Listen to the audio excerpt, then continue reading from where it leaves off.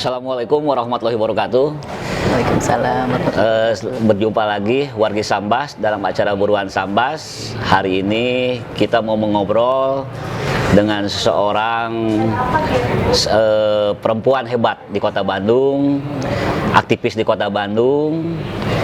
Dan tahun 2024 ini beliau ingin membaktikan diri dalam dunia politik, dalam ikut mensejahterakan warga Kota Bandung. Lebih jauh, kita ingin tahu nih siapa ini wanita hebat ini. Bang Abu, perkenalkan Bu. Siap. Bismillahirrahmanirrahim. Assalamualaikum warahmatullahi wabarakatuh. Nama saya Tri Andayani. Kebetulan saya lahir, besar, dan berkegiatan di Kota Bandung. Jadi kalaupun tempat tinggal saya di Jalan Salendro Utara nomor 29B, Kelurahan Turangga, Kecamatan Lengkong. Dan kemudian juga saya dari kecil tinggal sekolah di daerah sini juga, di daerah Lengkong juga. Saya sekolah SD di SD Kiara Condong, kemudian SMP-nya di SMP Negeri 13 Bandung, SMA di SMA Negeri 8 Bandung. Kemudian waktu itu saya menikah, sudah menikah saya juga sambil berkuliah waktu itu di STTB Bandung, itu di Inikannya. Nah, kemudian kalaupun berkegiatan di masyarakat, alhamdulillah sih saya dari tahun 1991 sudah aktif menjadi kader di lingkungan, dari mulai kader PKK, kemudian menjadi ketua RT, ketua RW, ketua LPM, dan beberapa kegiatan di seputaran Kota Bandung sini, gitu di Inikannya. Berarti komplit Bu ya pengalaman Komplit, Ibu tuh Bu ya. Hebat Bu Ibu tuh.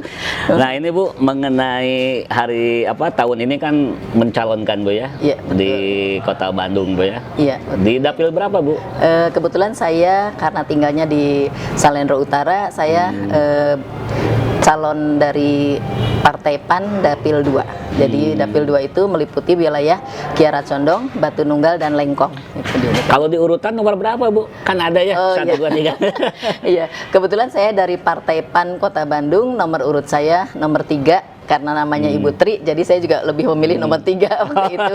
Jadi Tapi pas, bukan Bu, ya? berarti nantinya ingin jadi nomor 3, tidaklah. Tentunya ingin yang memberikan yang terbaik, dan tentunya juga ingin memperoleh hasil yang terbaik. Amin, amin. Amin ya. Nah, ini Bu mengenai visi misi Bu ya, saya yakin nih Ibu dulu kan banyak berkegiatan di masyarakat yang kayaknya non profit Bu ya. Betul Bu ya. Betul, kegiatan Nah, sosial. sekarang Ibu ingin berbakti lagi dalam dunia politik agar bisa mensuarakan masyarakat Bu. Betul. Betul Bu ya. Iya, gitu. Ada visi misinya nggak Bu? Nih, coba Iya. nih. Betul Kang, sebetulnya Akang W-nya sebenarnya lebih akrab. Kebetulan memang saya mempunyai visi saya yaitu Bandung Mapan. Mapan dalam kategori bahwa kita mapan secara ekonomi, mapan juga secara lingkungan, dan tentunya juga saya mempunyai sapa warga kegiatan. Jadi saya mempunyai visi misi berlatarkan dari ini permasalahan Kota Bandung. Yang pertama yaitu permasalahan tentang ekonomi, permasalahan lingkungan, pendidikan, dan permasalahan transportasi. Ini yang menjadi dasar saya kenapa saya membuat program Bandung Mapan. Nah, sebetulnya program ini sudah saya lakukan ketika saya masih aktif di masyarakat. Jadi bukan berarti saya tidak aktif. Jadi latar belakang saya itu memang penggerak sosial di masyarakat, dari mulai ketua RT, ketua RW, kemudian juga LPM, dan juga beberapa forum-forum yang ada di kecamatan. Dan kemudian kalau untuk di tingkat kota, saya pernah aktif di Dekranasda, gitu diinikannya.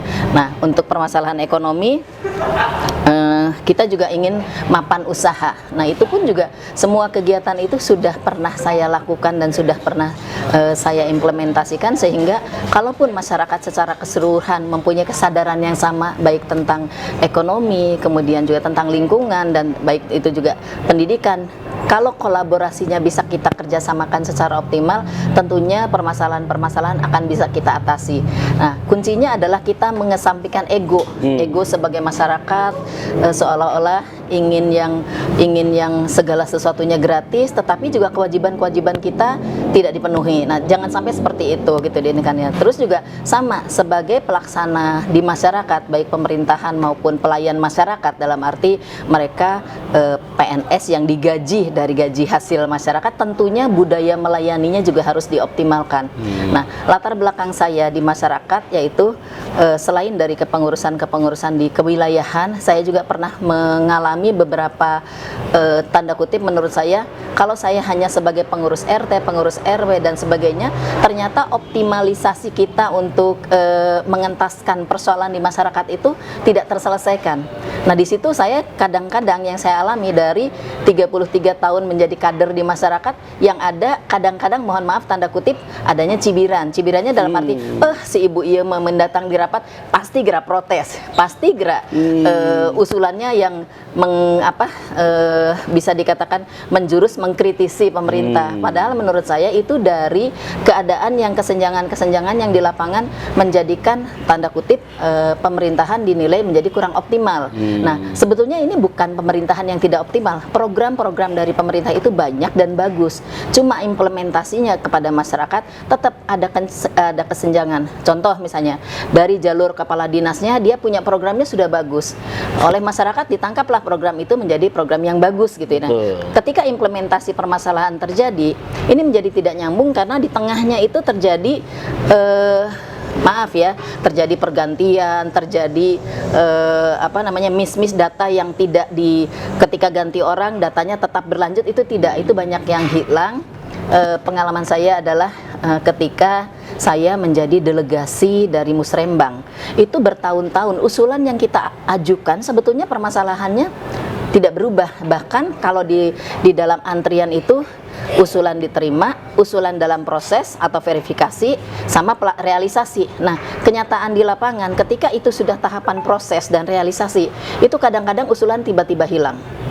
Nah, penyebabnya saya juga kurang tahu seperti apa, apakah memang pergantian struktur kepengurusan ataupun struktur birokrasi pemerintahan sehingga data yang lama menjadi hilang. Nah, itu terjadi seperti itu yang berkali-kali, yang menurut saya kita sebagai masyarakat kadang capek gitu. Capek dalam arti program nggak jalan-jalan, setiap tahun berubah, dan program itu selalu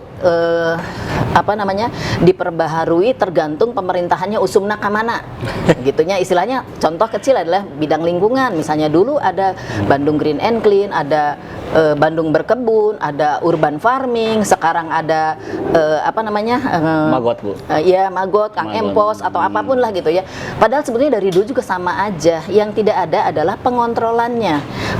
Contoh juga sama, Perda K3 dari dulu juga udah ada. Tapi pelaksana penilainya siapa? Pelaksana penindaklanjutan dari pelanggar Perda K3 itu seperti apa? Tidak ada kelanjutannya. Jadi memang hanya sagrebeken gitu ya. Kayak sekarang ada kasus sampah dari Sari Mukti terhambat. Padahal itu kita dari dulu juga sudah mengupayakannya. Cuma sekarang muncullah Kang Empos. Waduh, semua dibagikan, ember-emberna dibagikan. Kontrolingnya mana? Kampung Berkebun dulu sama dibagikan bibitnya apanya. Tapi antara bibit yang datang dengan tanaman udah ada, media belum datang. Media ada, tanamannya yang muncul udah bukan bibit, nges akaran gitu. Jadi kadang-kadang tidak optimalisasi. Jadi memang yang diperlukan adalah koordinasi dan optimalisasi dari masing-masing bidang. Nah, itu kembali lagi melatar belakangi saya. Oh, kalau saya hanya sebagai penggiat masyarakat saja, ternyata ada keterbatasan kita untuk melakukan sesuatu.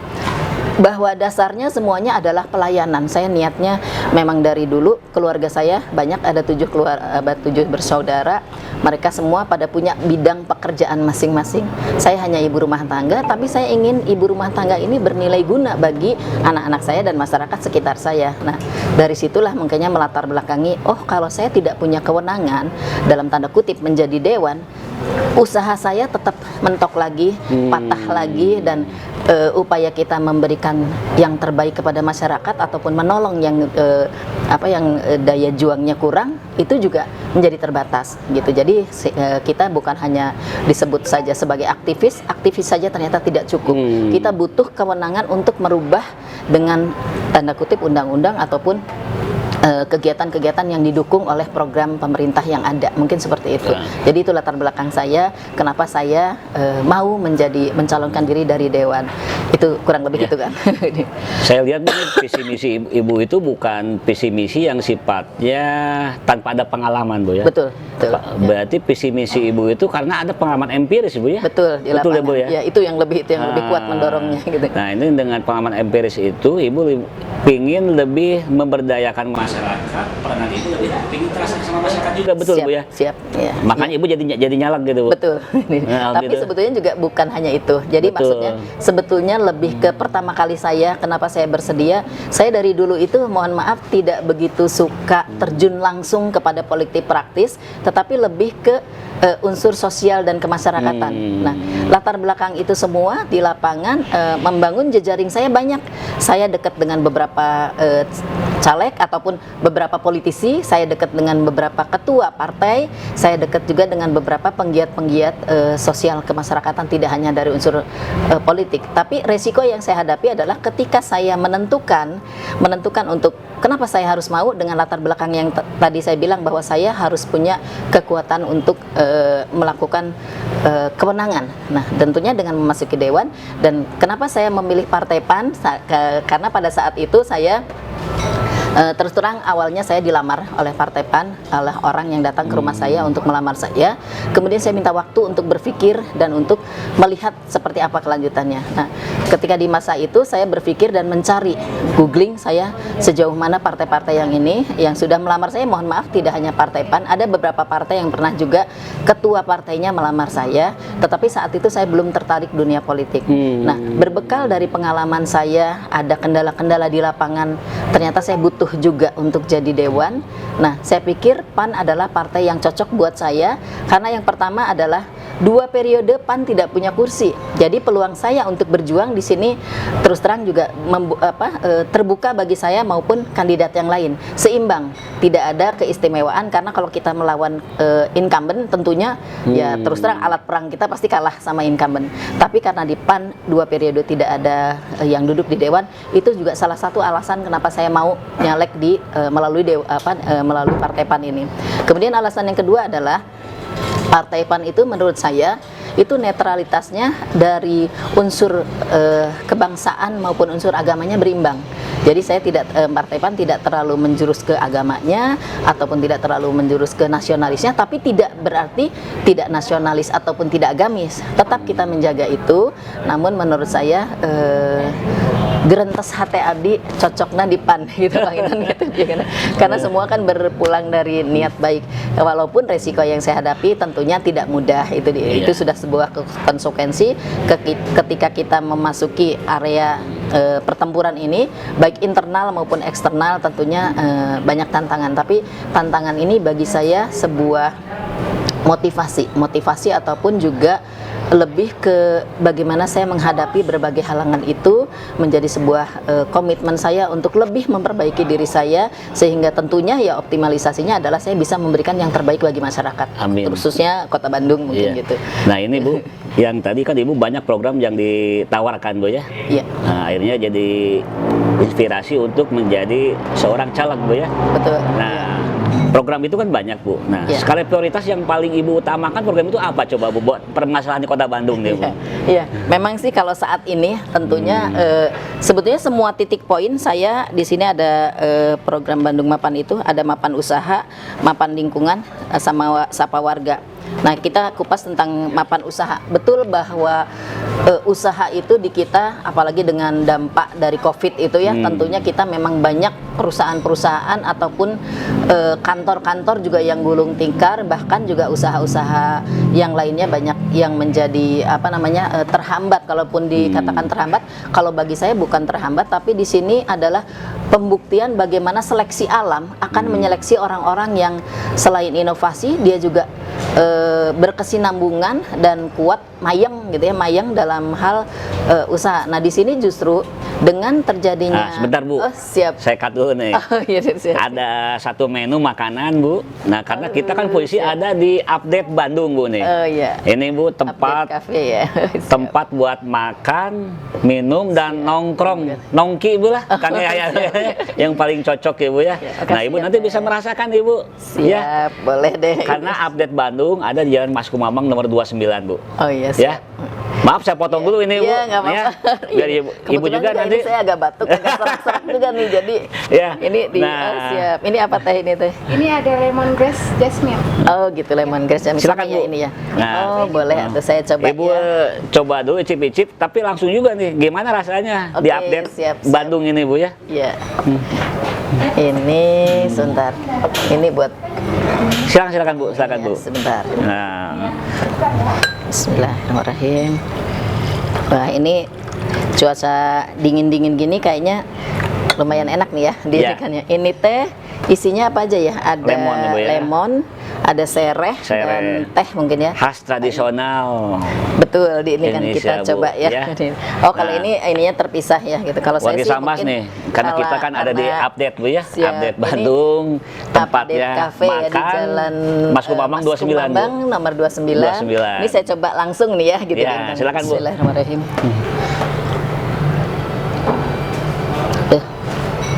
Gimana Bu? Aduh, ini kebetulan saya lagi batuk. Cocok sekali Bu ya? Dikasih air teh hangat, lemon tea dicampur dengan jahe, dan alhamdulillah ini tanpa gula ya. Kalau mau pakai gula mungkin ini ada terpisah.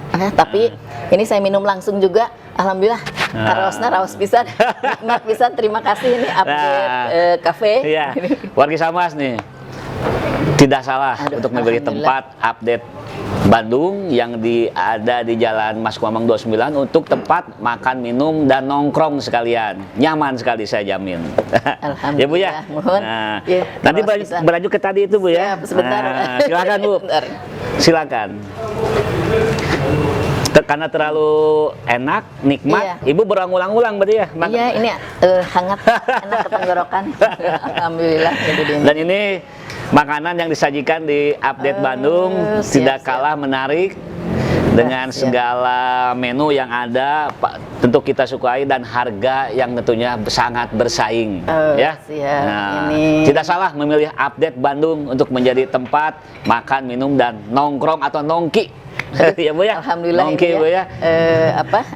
siang-siang begini cuacanya juga agak mendung, kemudian kita dikasih ini ada tempe mendoan ya, Iya. tempe mendoa. Namanya yang ini goreng jagung. Oh itu goreng jagung. Ini apa namanya? Reng goreng. Reng goreng. Goreng Bu. goreng, tempe goreng.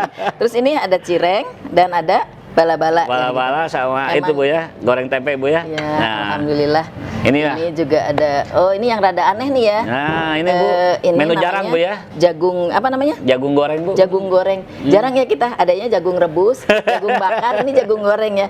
Ini Iya. patut dicoba ini di kan Betul, di Bu. sini. Alhamdulillah. Wow. Terima kasih kafe apa ini Update Bandung Bu. Update Jalan Bandung, Mas Kumambang nomor 29. Siap. Ya Bu ya. Menunya hebat, murah, enak dan tempatnya juga nyaman. Nyaman Alhamdulillah sekali, Bu. di sini bisa tenang ya kita Ya. di ini kan ya. Dan Terima fasilitas kasih. juga lengkap Bu. Oh, iya, betul, Wifi, ya. musola juga ada Bu. Siap, Ya, gitu. dengan tempat ruang pertemuan juga ada ya, ruang ada Bu. pertemuan. Iya. Jadi kalau nanti tim saya nih kalau mau pertemuan bisa di sini. Silakan. Siap. Ya Bu ya. Iya, Mantap siap. Bu. Nah, Iya, ini terima kasih. ini berlanjut ke tadi Bu ya. Siap, Skala prioritas mengenai program. Betul. Nah, tadi kan di Iya. Mampan dalam ekonomi Bu Iya, ya. iya. Nah, Jadi terutama memang ekonomi adalah sumber segaranya. Karena kalau ekonomi kita tidak berjalan secara optimal, tentunya hal yang lain juga berpengaruh. Baik itu lingkungan, pendidikan, kesehatan, semuanya juga akan mengarah pada awalnya adalah mapan lingkungan, mapan ekonomi, maaf, mapan ekonomi. Nah, saya di sini lebih menekankan karena mapan ekonomi dari kasus corona itu ternyata berkembang UMKM banyak. Contohnya adalah di wilayah saya. Di wilayah saya itu kita diinfokan tentang darurat apa namanya COVID waktu itu. Kalau tidak salah di Februari atau sampai ke April gitu, Maret Iya, itu Bu. Di 2020. Oh, 2020. Nah, kebetulan kita UMKM. Jadi kita muncul nih karena ada yang kerja di hotelnya berhenti dulu. Ada yang kerja di kafe juga nggak bisa melakukan pertemuan. Terus ada beberapa teman-teman yang tadinya pegawai, tapi tiba-tiba dia bisa bikin ayam woku-woku, ayam apa. Nah, kita akhirnya berkelompok lah. Saya kasih contoh adalah di Kelurahan Turangga, kita punya kelompok namanya Ruang Jajan Kita. Ruang Jajan Kita itu terbentuk karena corona waktu itu. Jadi kita kemudian berkumpullah di situ beberapa warga yang punya pelaku usaha. Itu pun menjadi awal mulanya saya sebagai pedagang buah alpukat waktu itu. Nah, dari situ kita di situ ada warga yang memang pembeli saja, ada warga yang memang UMKM. Itu berkumpul jadi satu sekelurahan Turangga. Tapi ternyata ada juga kelurahan yang lain gitu di sini. Nah, di situ kita saling menguatkan ekonomi. Di situ juga ternyata yang bisa bertahan dari semua kegiatan yang kita lakukan pada saat corona itu, pelaku ekonomi malah menggeliat. Kita masih bisa menghidupi keluarga kita walaupun juga secara misalnya finansial kita terganggu karena corona, mau pegawai negeri mau pegawai itu banyak yang istilahnya mati suri, tapi kegiatan UMKM ternyata melesat. Jadi kita itu kalau diibaratkan kalau kondisi terjepit, ide-ide kreatif muncul gitu, dari situ mulai muncul. Nah, jadi saya pikir ekonomi itu sangat penting. Nah, di situ yang kita lakukan adalah ya tentunya dari berkaca ke situ, masyarakat itu perlu pelatihan ekonomi kreatif, perlu juga tentang pelatihan UMKM juga, pendampingan bagaimana mengemas makanan supaya terlihat bagus, bagaimana juga menjual, sellingnya seperti apa, bagaimana mempromosikan, tentunya itu butuh pelatihan, butuh pendampingan, dan sebetulnya itu bisa kita lakukan tidak hanya melulu mengandalkan kepada pemerintah, tetapi jejaring dengan akademisi, dengan kampus, tolong bantu di digital marketingnya. Nah, itu kebetulan juga saya aktif di Kadin Kota Bandung. Kalau sekarang di kepengurusan saya Dewan Pertimbangan, tapi dulu saya aktif di BPPKU. Di situ melakukan pendampingan kepada UMKM. Ya, Bu. Jadi saya juga sambil minum, Bu, ya. Silakan. Silakan.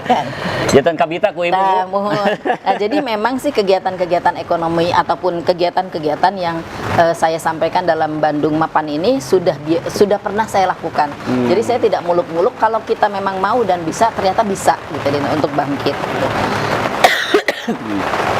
Izin, ini saya kondisinya juga kurang bagus. Ekonomi itu nomor satu aja pokoknya, Bu, ya. Nomor satu ekonomi. Setelah ekonominya kuat, tentunya kita juga harus menjaga lingkungan kita, terutama dengan tidak membuang sampah sembarangan, dengan mengikuti beberapa anjuran, dan yang paling penting adalah membiasakan diri kita, merubah paradigma kita yang tadinya belanja ke supermarket, belanja ke pasar, itu harus ada kresek dan sebagainya. Sebetulnya kita nggak usah dengan kita membawa tas-tas yang istilahnya yang sudah kita siapkan lah gitu. Jadi mengurangi sampah gitu ini kan ya. Kemudian juga pelestarian rumah pangan itu, jadi minimal di setiap rumah itu kalau nggak punya halaman, tino pot-pot lah, kalau dulu mah tabula pot lah gitu, nanam ayeuna cengek sampai ke 100 ribuan. Kalau di rumah kita punya tanaman itu kan tentunya akan sangat bagus gitu. Kemudian urban farming gitu berarti, Bu, ya? Ya, maksudnya beberapa. Nah, termasuk bank sampah. Bank sampah juga sebetulnya kalau di rumah sudah biasa terpilah sampah organik dan sampah non organik, sebetulnya sampah non organik itu kalau kita pisah jadi hibah sampah buat petugas sampah. Kalau udah dipilah kan kita ngasih nilai ekonomi buat mereka gitu kan ya. Itu seperti itu, dan yang lainnya mungkin ya. Terus ya itu yang paling penting lagi dari situ, tentunya pendidikan, kesehatan itu juga menjadi penting ketika ekonominya sudah bagus, lingkungannya sudah bagus. Kalau pendidikan kenapa kemarin tidak menjadi titik poin, karena sebetulnya sudah bagus kok di kita, cuma tinggal memperbaiki sistemnya saja. Betul. Ya, kalaupun dipikir zonasi, sebetulnya kalau saya lebih suka nggak zonasi deh gitu.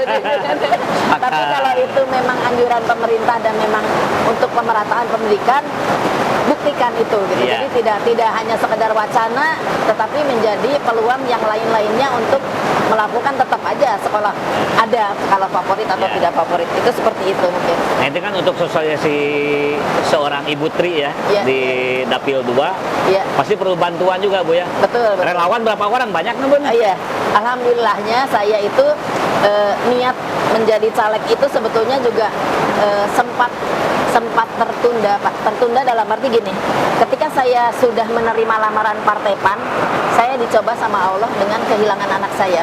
Jadi saya di situ memang sempat drop, sempat turun, bahwa untuk apa lagi nih saya melakukan kegiatan pengabdian pada masyarakat sementara anak saya yang tadinya memberikan motivasi saya untuk maju, dia kebetulan dia kuliah di Unpad, waktu itu administrasi pemerintahan, dan dia sedang menjalankan tugas skripsi, dan skripsinya udah selesai, dia tinggal sidang, kemudian juga dia tinggal di wisuda mungkin ya waktu itu.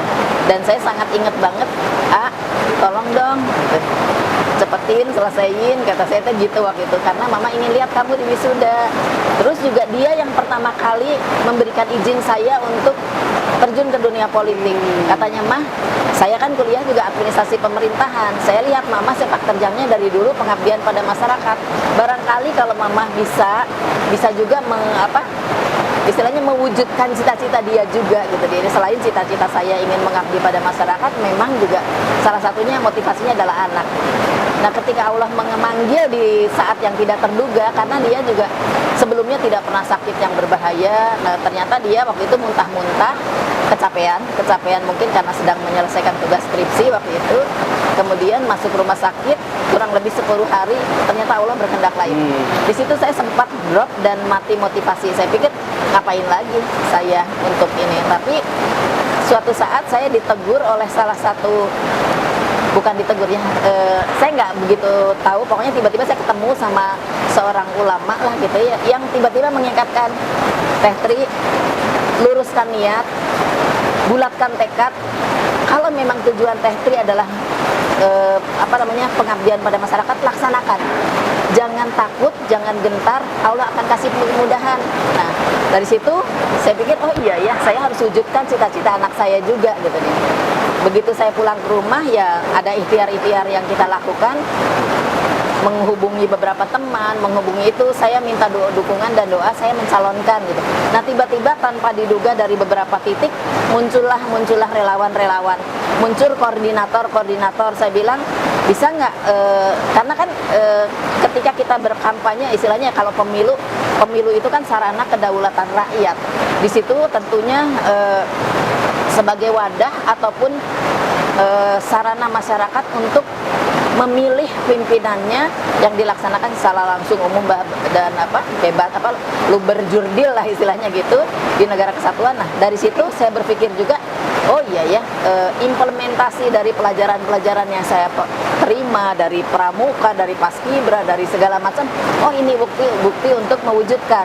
Sama dengan ketika anak saya bilang, mah, aku ingin tahu ilmu yang aku peroleh ini implementasinya seperti apa, gitu, seperti itu. Nah, berkaca dari pengalaman itu, kemudian saya taruh di status WA di bermunculan relawan-relawan yang bersedia untuk membantu saya. Nah, relawan itu juga saya tidak paksakan, bahwa ketika mereka, saya bilang, bisa nggak bukti kerelawanan Anda sukarela dibuktikan dengan identitas dia untuk mendukung saya. Siap, Putri. Jadi banyak yang ini, bahkan beberapa RW yang saya tidak kenal merapat dari Gumuruh, merapat dari Cibangkong, merapat dari di luar Lengkong gitu di ini kan. Nah, kenapa saya bergerak di Lengkong? Karena Lengkong daerah saya, jadi saya pikir kalau saya bergerak terlalu jauh juga belum tentu juga bisa optimal. Jadi saya menggerakkan di situ. Ada beberapa dari RW, bahkan dia sebetulnya tidak terlibat di forum RW. Dia tidak terlibat, jadi itu murni masyarakat. Dari hati nurani. Dari masyarakat. Dan mohon maaf ya, tanda kutip, ketika saya berkeliling ke lapangan, itu ternyata nggak usah jauh di dapil kita, seberang rel, beda RW. Ternyata kehidupan ekonomi masih banyak yang perlu diperbaiki. Masih banyak info-info dari masyarakat yang, oh, selama ini ternyata masih seperti ini. Jadi yang tadinya menurut saya kita harus jadi donatur di negara lain lah, misalnya darurat, kasihan di sana misalnya, kita nggak usah jauh-jauh, tetangga kita masih banyak yang kekurangan. Bahkan hanya untuk sekolah pun mereka kadang belum bisa untuk membayar. Jadi dengung-dengung bahwa SMA gratis, SMP gratis juga memang belum merata, apalagi kalau mereka sekolahnya di swasta. Nah, mereka tidak bisa diterima di negeri karena zonasi yang membawa melatar belakangi mereka juga menjadi sulit. Jadi sebetulnya dengan pembatasan ini sebetulnya ya malah terbatasi hak-hak orang yang tadinya kalau secara undang-undang bahwa pendidikan adalah hak segala bangsa, ternyata bertentangan dengan itu gitu didikannya. Itu seperti itu. Jadi di lapangan masih banyak. Nah, terus ada lagi kasus-kasus adalah KIP-nya dapat KIP, dapat itu tapi siswanya sudah tidak di situ. Tapi rekeningnya ada, tetapi uangnya tidak ada. Ada yang seperti itu juga. Termasuk PKH. Itu saya menerima dari keluhan masyarakat di bawah. Bu, saya teh kayak PKH, saya dapat bantuan beras sekian, tapi saya cuma difoto, nanti udahnya suruh ngembaliin setengahnya. Terus ada ancaman, kalau kamu nggak mau ngasih separohnya, tinggalikan ya tahun harap mal kengeng, katanya gitu. Jadi ternyata di lapangan masih banyak oknum-oknum tanda kutip memeras keringat rakyat yang memang bukan keringat ya, hak-hak rakyat yang harusnya dikasihkan tapi diambil alih. Ya, itu tidak di satu titik tapi di beberapa titik, aduh miris gitu ya, miris dan sangat sedih karena kok ada ya orang yang tega seperti itu gitu, maksudnya mengambil hak yang bukan haknya gitu. Ya tapi itu ya kembali lagi, sekali lagi kalau saya nggak punya kewenangan saya nggak bisa merubah itu. Tentunya sistem-sistem simpul-simpul di mana terjadi keruwetan ya kayaknya memang harus satu persatu ditarik, walaupun tentunya itu pasti akan sangat berat dan tidak mudah, apalagi mungkin saya orang baru, seandainya saya terpilih gitu, itu mungkin juga saya pasti ada hambatan-hambatan yang tidak mudah gitu, tetapi ya niat saya ya lillahi ta'ala, bismillah lah, ada kekuasaan Allah yang sudah menentukan apa dan bagaimananya seseorang, kita hanya sebagai ikhtiar saja. Kembali lagi juga saya juga bukan ambisius. Ketika saya misalnya tidak terpilih, terima kasih ya Allah, saya sudah sempat bersilaturahmi dengan banyak orang. Berterima kasih bahwa saya sudah bisa melihat bagaimana karakteristik warga masyarakat ataupun disebutkan bangsa dan negara kita gitu diinikannya. Jadi saya di situ ya terima kasih kalaupun saya bisa menyalurkan sesuatu yang bisa bermanfaat buat mereka. Terlepas dari hak rakyat bahwa mereka ketika si ini datang nawarin ini, dikasih ini, saya bilang terima, kita sebagai masyarakat. Di sana datang nawarin ini, terima, nggak apa-apa Bu, ya itu hak Anda, nggak apa-apa. Masalah pilihan adalah nanti ketika di TPS silakan pilih sesuai hati nurani. Saya tidak pernah memaksakan kamu harus pilih saya ya gitu. Nggak Pak, insya Allah saya lillahi ta'ala, cuma yang namanya perjuangan tentunya harus optimal. Saya ingin bergerak seoptimal mungkin. Kalau dibilang jumlah relawan itu bisa dikatakan tidak bisa dihitung oleh jumlah KTP atau data yang kita kumpulkan, karena banyak juga udah Bu Tri saya mah nggak perlu didata, saya insya Allah akan dukung Ibu. Itu banyak yang seperti itu. Saya melakukan persiapan kepada masyarakat itu sebetulnya sejak di Februari 2023 ini baru terjun langsung ya. Kalau dibilang terlambat, mungkin sebagian orang terlambat. Tapi kan itu pendataan formil. Yang non formilnya yang orang udah kenal saya adalah modal saya 33 tahun mengabdi di masyarakat. Itu udah sebagai modal bagi saya gitu di ini. Branded Bu ya. Iya, gitu. Branded seorang aktivis Bu ya. Nah, gitu di ini kan. Jadi ya kebanyakan orang yang tahu saya karena latar belakang saya, mereka dengan sukarela menyatakan, Bu, saya bukan lihat partainya loh, saya lihat ibunya loh. Betul, itu ada yang seperti itu gitu. Jadi ya saya bilang, ya mohon maaf karena ini tekad saya, ketika Partai PAN beberapa periode ini tidak punya calon di dewan, ya saya harus tunjukkan, saya harus mampu gitu dengannya. Ya dengan segala upaya yang saya lakukan, dalam tanda kutip, upaya saya adalah upaya positif. Saya kalau bermain catur atau saya tidak mau bermain curang, saya tidak mau mengatasnamakan sesuatu kemudian mengklaim itu seolah dibuat oleh kita, tidak. Tapi saya insya Allah kalau apapun yang saya canangkan sudah pernah saya lakukan, iya, bahkan boleh dilihatlah dari story FB ataupun IG kan itu sepak terjang yang sudah saya lakukan di belakang hari sebelumnya gitu. Jadi bukan cari muka hanya karena jadi dewan kemudian ingin muncul dengan mendekati seseorang ataupun siapapun, itu tidak seperti itu gitu. Berarti kalau saya lihat tuh Ibu tuh matang Bu. Insya Allah. Ya Bu ya. Kalau di lapangan. Terus manfaat dari ikut caleg ini kan Ibu jadi lebih tahu ya permasalahan di masyarakat itu apa Bu ya. Karena pasti saya yakin Bu, Ibu sosialisasi ke daerah-daerah pasti banyak yang kayak tadi diungkapkan masyarakat itu Bu ya. Kendala curhat tuh Bu lah. Iya, curhatnya masyarakat. Ya jadi kalaupun misalnya saya terpilih, saya udah tahu nih PR apa saja yang harus saya benahi. Minimal dari wawancara langsung di lapangan dan kemudian melihat data dan kemudian juga melihat kenyataannya, tentunya itu target-target mana yang harus saya benahi, insya Allah saya siap gitu deh kan. Bahkan ya sebetulnya saya lebih ke bagaimana meredam masa saya ketika mereka sangat berharap pada saya. Jadi mereka sangat, bahkan ya mohon maaf, ada yang jor-joran saking relanya dia, maaf dia bukan orang yang berkemampuan secara finansial, dia hanya pedagang sayur langganan saya ketika saya dari waktu masih baru nikah lah, mungkin ya baru sekolah atau baru itu, dia udah pelanggan saya. Begitu tahu dia dikasih tahu sama temannya, Kang nempelkan iyalah gitu ya, menempelkan stiker. Saya terus terang memang kalau baligo spanduk, kalau spanduk saya nggak punya kecuali spanduk kegiatan saya. Ya mohon maaf sebagai, walaupun juga saya tetap masih menggunakan plastik ataupun masih menggunakan beberapa, tapi itu saya upayakan untuk diminimalisir gitu deh ini kan ya. Karena spanduk itu juga menurut saya, maaf ya, satu, wah Bandung ini lagi darurat sampah, masa caleg belum jadi nggak nyumbang sampah terbanyak gitu deh. Nah, itu bagi saya ya mohon maaf sih gitu. Tapi kalau stiker memang di beberapa tempat ada. Nah, adapun ada beberapa titik kalau bisa dihitung saya masih di bawah 100 bikin baligo kecil, itu pun juga hanya sebagai penanda ini pernah saya datangi. Biasanya kalau udah acara saya cabut lagi, saya pindah ke tempat yang lain. Jadi bukan masalah pedit atau meminimalisir, lebih ke karena saya bertentangan ketika bahan plastik itu harus nantinya jadi sampah. Hari ini dipasang dengan nilai yang tidak mudah, besok udah hilang. Hari ini pasang lagi, besok hilang lagi.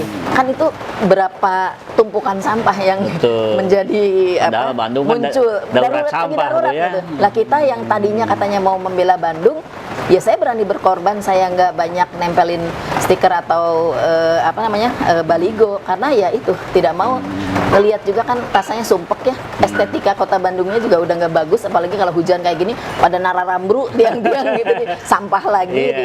Saya lebih ke face to face, ketemu dengan warga, face to face menyampaikan program, mendengarkan apa menurut mereka, karena kalaupun disebutkan kita berjanji juga rasanya nggak patutlah kita berjanji, lebih ke mendengarkan aspirasi mereka. Dan saya titip pesannya, Bu, stiker saya adalah nama saya Triandayani, caleg dari Dapil 2 Kota Bandung, Kira Condong Lengkong Batu Nunggal, nomor urut 3. Tolong tempel di ingatan ibu-ibu, tolong tempel di hati ibu-ibu, tolong di reminded surat suara yang warna hijau, DPRD Kota Bandung, Partai PAN, caleg nomor 3. Itu yang saya sampaikan gitu. Berarti yang sentuh hatinya, Bu ya. Sentuhnya hatinya. Itu ini kan ya. Nah, ini terakhir, Bu.